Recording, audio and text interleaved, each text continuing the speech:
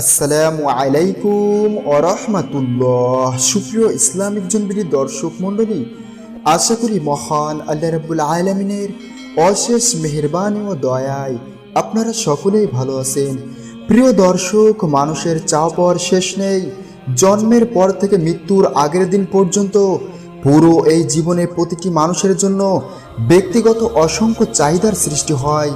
এজন্যই রাব্বুল আলামিন বলেছেন, তোমরা আমার কাছে চাও, আমি তোমাদের ডাকে সাড়া দিব।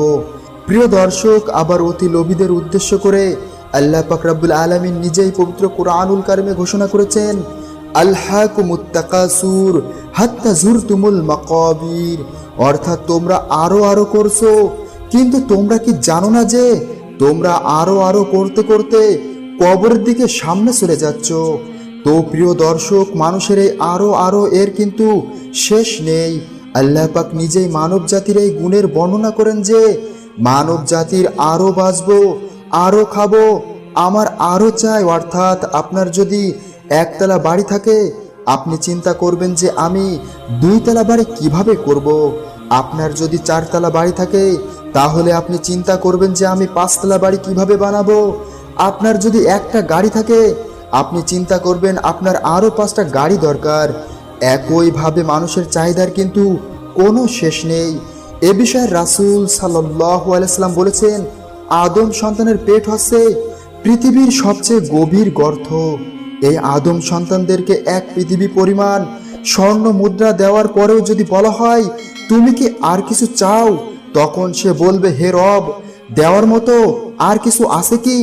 জেনে রাখো, আদম সন্তানের পেট শুধু মাটি দ্বারাই পূর্ণ হবে। এটা সত্য, মানুষ কবরে যাওয়ার পরে তার চাহিদার শেষ হয়। দুনিয়াতে যতদিন বেঁচে থাকে চাহিদার কোনো শেষ নেই।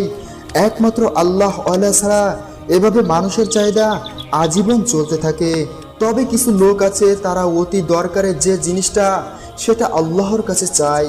তো আসলে প্রয়োজনীয় জিনিস আল্লাহর কাছে চাইতে আল্লাহ নিষেধ করেননি, আর অপ্রয়োজনীয় জিনিস না চাওয়াই ভালো। তো এজন্য আমাদের চলার পথে সবারই চাহিদা থাকে। এটা মানব জাতির গুণ, মানব জাতি চাইবে। তবে এই চাওয়াটা আল্লাহর দরবারে হলে আল্লাহ তাআলা অনেক বেশি খুশি হন।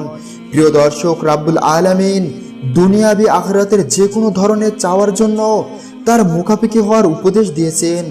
রাসূল সাল্লাল্লাহু আলাইহি সাল্লাম বলেছেন, তোমরা শুধুমাত্র আল্লাহ রাব্বুল আলামিনের কাছে চাও।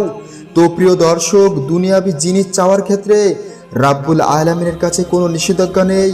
বরং যে বান্দা যে কোনো প্রয়োজনে আল্লাহর মুখাপেক্ষি হন না, আল্লাহ তাদের উপর অসন্তুষ্ট হন। আল্লাহ রাব্বুল আলামিন অত্যন্ত পছন্দ করেন যে বান্দা দুনিয়াবি অথবা আখিরাতের যে কোনো ধরনের চাওয়া পাওয়ার ক্ষেত্রে আল্লাহমুখী হোক।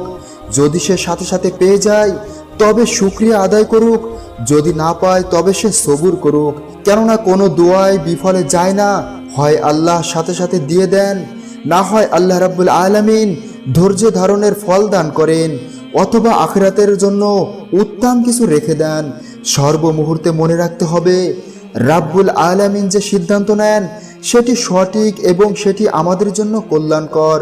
সুপ্রিয় দর্শক, আসুন আমরা আল্লাহর দরবারে চাই এবং সম্পদের মালিক হই। প্রিয় দর্শক, আল্লাহ এমনটি বলেননি, তোমরা আমার কাছে চাও, আমি তোমাদের দিব না, তোমরা গরিব হয়ে যাবে। বরং আল্লাহর কাছে যারা চায় এবং যারা আল্লাহর কাছে চাওয়ার মতো চাইতে পারে এবং পরিশ্রম করে, বরং তারাই দুনিয়া এবং আখিরাতে অধিক কল্যাণকামী হয়। তারা অধিক পরিমাণে লাভবান হয়, তারা অধিক পরিমাণে আল্লাহর প্রিয় বান্দা হয়, যাতে করে আল্লাহ তাআলা তাদের সমস্ত দোয়াগুলো কবুল করে নেয়।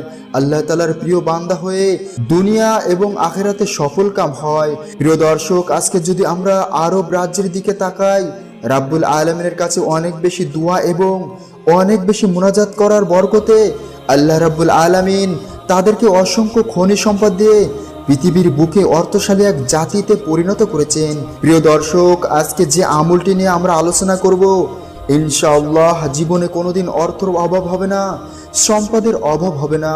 আল্লাহ রাব্বুল আলামিনের কাছে যা চাইবেন, ইনশাআল্লাহ এই দুয়ার বরকতে আল্লাহ আপনার চাওয়া পূর্ণ করবেন ইনশাআল্লাহ। সহিহ হাদিস শরীফের মধ্যে এসেছে, এই দোয়াটি রাসূল সাল্লাল্লাহু আলাইহি সাল্লাম সকাল সন্ধ্যায় 3 বার করে পড়তেন।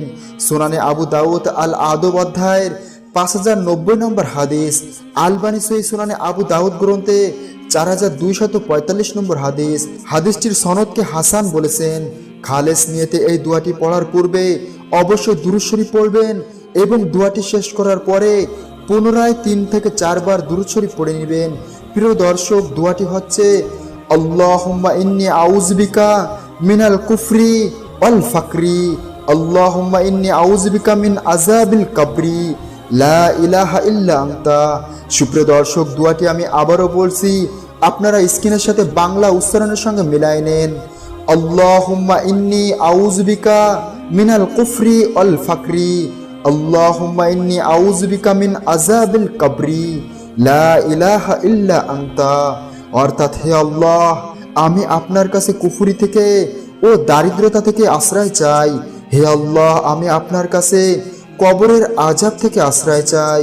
আপনি ছাড়া সত্য কোনো উপাস্য নেই। সুবহানাল্লাহ। প্রিয় দর্শক, কতটা মাধুর্যপূর্ণ দোয়াটির অর্থ। তাই দর্শক মণ্ডলী, এই ফজিলাতপূর্ণ দোয়াটি আপনারা মুখস্থ করে নেবেন এবং আপনারা প্রতিদিন দোয়াটি ইবাদতের পর পবিত্র অবস্থায় 3 বার করে পড়বেন। নামাজের পর অথবা জিকিরের পর অথবা কোরআন তেলাওয়াতের পর পড়বেন। দেখবেন কিছুদিনের মধ্যেই আপনার অভাব দূর হয়ে গিয়েছে। ইনশাআল্লাহ আপনি অর্থের মালিক হয়ে গিয়েছেন, সম্পদের মালিক হয়ে গিয়েছেন। আপনার মনের যে কোনো নেক আশা ছিল তা আল্লাহ রাব্বুল আলামিন পূরণ করে দিয়েছেন। মনে রাখবেন, একমাত্র তিনিই পূরণ করার মালিক, তিনি আশা কবুল করে থাকেন। প্রিয় দর্শক, আমরা আল্লাহ রাব্বুল আলামিনের কাছে চাইব, নিজে পরিশ্রম করব এবং আল্লাহর উপর পরিপূর্ণ আস্থা রাখব। ইনশাআল্লাহ তিনি আমাদের সকল হাজত পূরণ করে দিবেন। কেননা আল্লাহ রাব্বুল আলামিন নিজেই বলেছেন, তোমরা আমাকে ডাকো, আমি তোমাদের ডাকে সাড়া দিব। যারা অহংকার বশে আমার ইবাদত হতে বিমুখ হয়, সত্তর তারা জাহান্নামে প্রবেশ করবে লাঞ্ছিত অবস্থায়। এখানে ইবাদত অর্থ হচ্ছে দোয়া। আল্লাহ রাব্বুল আলামিন আরও বলেছেন, আমার বান্দা যখন তোমার কাছে আমার বিষয়ে জিজ্ঞেস করে, তখন বলে দাও যে আমি তাদের অতি নিকটবর্তী, আমি আহ্বানকারীর আহ্বানে সাড়া দিয়ে থাকি যখন সে আমাকে আহ্বান করে। অতএব তারা যেন আমার আদেশসমূহ পালন করে এবং আমার প্রতি দৃঢ় বিশ্বাস পোষণ করে, যাতে তারা সুপথ প্রাপ্ত হয়। সূরা বাকারা আয়াত নম্বর 186। রাসূল সাল্লাল্লাহু আলাইহি সাল্লাম বলেছেন, যে ব্যক্তি মহান আল্লাহকে ডাকে না, তিনি তার উপর ক্রুদ্ধ হন। তাই আমরা বেশি বেশি আল্লাহ রাব্বুল আলামিনকে ডাকবো, আল্লাহর কাছে দোয়া করব। বিশেষ করে এই দোয়াটি পড়ে আল্লাহ রাব্বুল আলামিনের কাছে চাইবো, আল্লাহ রাব্বুল আলামিন আমাদের সকলের মনের আশাগুলো পূরণ করুক। আমিন সুম্মা আমিন। প্রিয় দর্শক, এই ছিল ভিডিওটি। আশা করছি ভিডিওটি আপনাদের একটু হলেও ভালো লেগেছে। যদি ভিডিওটি ভালো লাগে তাহলে ভিডিওটিতে লাইক করে দিবেন, বন্ধুদের মাঝে শেয়ার করে দিবেন। আর এরকম ধরনের ইসলামিক ভিডিও নিয়মিত দেখতে চাইলে চ্যানেলটি সাবস্ক্রাইব করে পাশে আসা বেল বাটনটি অতি অবশ্যই ক্লিক করে রাখবেন, যাতে করে আমরা এরকম ধরনের ভিডিও যখনই আপলোড করব আপনার নোটিফিকেশনে খুব সহজেই পেয়ে যাবেন।